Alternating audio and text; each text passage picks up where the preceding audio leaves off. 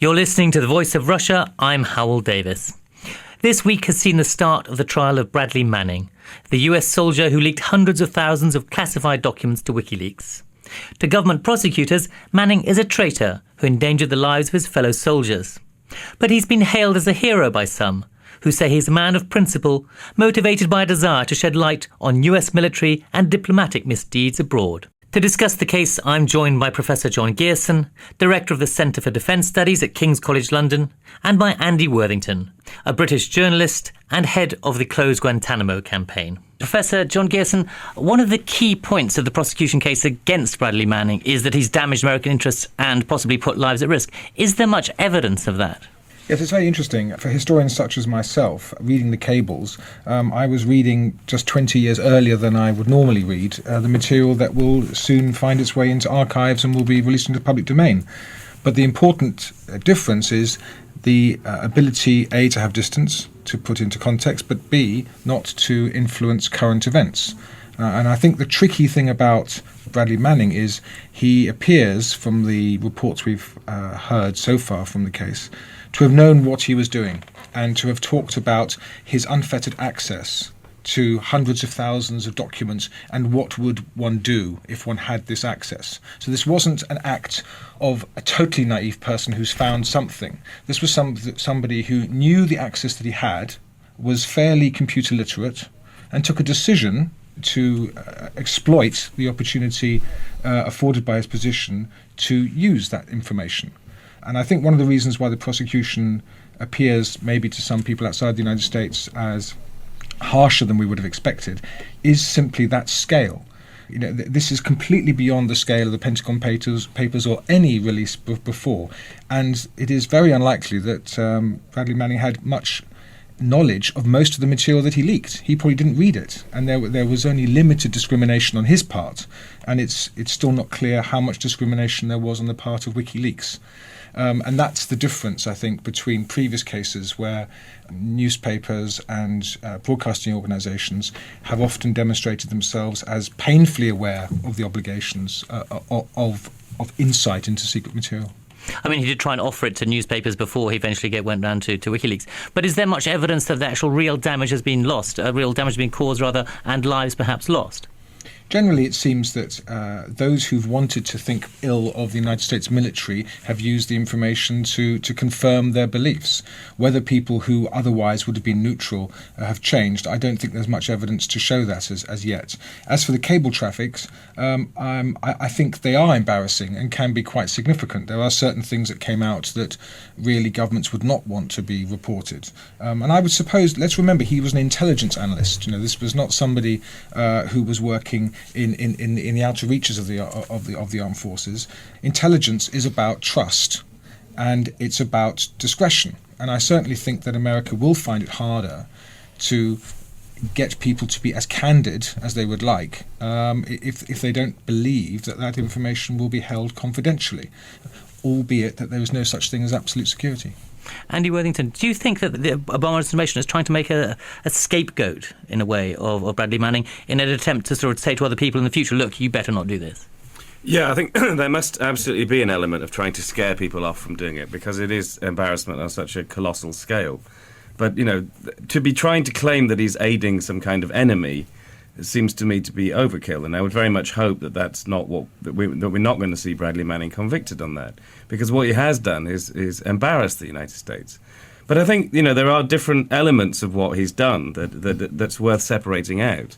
So if you look at his release of the documents relating to the Afghan and Iraq wars, then, you know, recently I was with Ben Griffin. Now, Ben Griffin is a former SAS soldier who became a conscientious objector. He had no hesitation in saying that Bradley Manning is the single most significant anti-war protester that he has ever encountered, because he leaked so much information revealing the truth, as he sees it, of the horrors of war, stuff that the United States wanted hidden, war crimes that were not being discussed. So, you know, there's a perspective on that which I think is clear to make, and that you see that somebody disobeys their orders, the requirements of their job, because of this compulsion to expose the horrible truth of war. I think you can make that argument. What he's doing with the cables, obviously, is that he undertook this perspective whereby he wanted to open up America's secret dealings, diplomatic dealings, to outside scrutiny. And I think that the argument can be made that in certain closed regimes, the release of those documents was extremely useful to people who didn't know the inside workings of their governments. But obviously, in other ways, we could say that there were so many documents that it must have been embarrassing. My particular field of expertise is the Guantanamo files. And actually, those are very interesting because although they don't contain all the classified information, and then they're kind of collection of all kinds of bits of supposed intelligence. What they do is they actually provide names of the people who made statements mainly about their fellow prisoners. And many of these statements are extremely unreliable. And it provides a basis for understanding something about Guantanamo, which the Bush administration wanted hidden, and which I believe, is of massive public importance to this day. And I would commend him absolutely for doing that. So, I can see we have these three different points of view about which documents he released and what significance that they had. But the case above all, to me, is that, yes, he embarrassed the United States. Yes, he needs disciplining. But let's not let this spiral out of control and make this man a disproportionate victim of something. He's not an enemy. He wasn't trying to aid the enemy.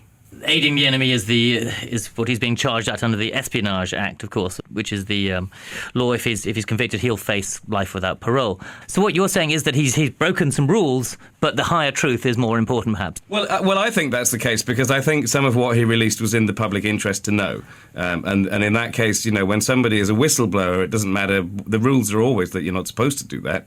If he felt compelled to do that, he's asking us to judge whether we thought that was appropriate. In many of the things that he did, I think that was entirely appropriate, yes. Interested in talking with you, Professor John Gearson, about the legacy of the Bradley Manning leak and trial. What will come of this? Do you think that intelligence operatives will be much more cagey about what they say? Well, I think clearly the United States is going to have to demonstrate that it doesn't allow very junior ranks access to this level of information and the ability to copy it. For many years, other countries were accused by the United States of being more leaky than the United States, and here we have an internal leak of epic proportions. Where things, I think, will change from this whole decade that we've gone through is the ability for people in the intelligence world to have an access route outside their line of management where they can express concerns. And that's something that certainly came out of the British inquiry into the WMD affair in Iraq, where the Butler inquiry recommended having a professional head of intelligence that analysts could go to outside their line management to express concerns. Not obviously putting it into the public domain in this case, but rather to inform the policy process and to avoid mistakes and to avoid groupthink. And I think those things are coming out of this. Whether mass releases of data to the public in the form of Wikileaks is fundamentally going to change anything, I don't know. I think what's really changing information, of course, is the connectivity of everybody through their smartphones, and the fact that information is no longer the preserve of the authorities. And I think that will change the intelligence business as well as the public's access to it. Yes, I mean, one of the most shocking things that was uncovered was that video of the killing of the two Reuters cameramen, and that was obviously secret military video, but it was put on news stations all across the world. Absolutely. Although, again, we don't know what had preceded the 30 minutes before that 2-minute clip that was shown. And, I think it's problematic to label this necessarily as something that was an act that should not have taken place versus something that was criminal in nature. But clearly we would like to see, I suppose, due process where there is evidence enough to follow it. Andy Worthington, are you slightly surprised by this trial? I mean, we have had the Obama administration using the espionage twice as much as every single president preceding him. He used it 6 times. All the other presidents in history have only used it 3 times. Are you surprised and shocked by the Obama administration's attitude towards Bradley Manning? Well, I'm not in the sense that that we've been discussing the reasons why there's particular overkill in Bradley Manning's case of a leak of a large amount of information. It also is obviously something that involves WikiLeaks. It involves certain parts of the United States administration wanting to go after this particular intermediary between the whistleblower and the media that we've had. That's quite a modern thing. One thing that seems to be missing in all of this is the role of the media. Whatever Bradley Manning did in making information available and whatever WikiLeaks did in hosting it, it was then disseminated and it was front page news in the mainstream media in the United States and in Europe for a very, very long time. They made a lot of money out of it. They made a news agenda out of it. So if Bradley Manning is guilty of something, does that not mean that this should spread to the media's responsibility as well? And I think the media took the point of view, as they have done with whistleblowers, that they were doing something in the public good. I'd like to see the mainstream media defend Bradley Manning a little bit more than they're doing, and WikiLeaks as being the intermediary, because I think that all of these things are very connected. Because we have had WikiLeaks are being, as you say, being prosecuted. If Bradley Manning had gone to the New York Times, then the threat is that they would be the people being prosecuted here. Yeah, well, I mean, the media has been scared into it because of the pursuit of Bradley Manning and because of the obvious intention of pursuing Julian Assange and WikiLeaks, has been scared into thinking that maybe the United States government is going to come after them. I think their obligation is to stand on the pulpit and say, no, what we were doing was in the public good. That's what leaks are about, and that's why the media publicises information that's made available by whistleblowers, because it is in the international and national interest for that to happen. So I think I'd like to hear them speak up a little bit more about what's going on. And some of the revelations that came out were fairly shocking, weren't they? The US ignored abuse of prisoners by Iraqi security forces. Clinton ordered US diplomats to spy on UN officials. Pressure being put on Germany not to prosecute CIA agents, as well as the US special forces working with Pakistani military, as well as the stuff from Afghanistan and Iraq as well. Is there a way of getting this information out without these leaks of classified information there? I don't know. I mean, the United States needs to be assessing, obviously, this has been discussed, needs to be assessing who has access to what information, as well as, needs to stand back and review the process of classification. Is there a process of over-classification? Certainly, one thing that we're missing out in here as well is that the very pinnacle of top-secret information, none of this was available to Bradley Manning, and nor was it leaked by him. That's something that maybe the prosecutors are not putting across. But the United States needs to evaluate these things, how it's doing things, who has access to information. Professor Gearson, there's meant to be 2 million people who have access to classified information in the United States. Is that just too many?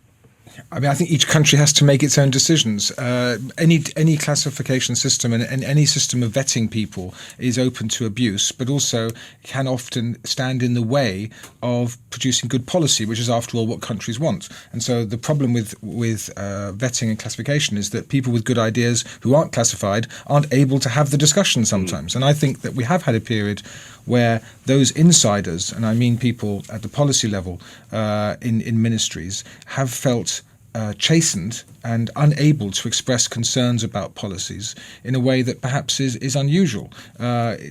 Disloyal is a very strong word, but being off message, and this is part of the whole news agenda cycle and the pressure that our modern media puts on policymakers, means that you can't risk anyone sounding as if they've expressed concerns about something. Now, if WikiLeaks and Manning have revealed the fact that there are a range of opinions within governments, that's no bad thing. I'm afraid that's all we have time for today. Thank you very much to my guest here in London, Professor John Gearson, Director of the Centre for Defence Studies at King's College London, and Andy Worthington, British journalist and author of the book The Guantanamo Files.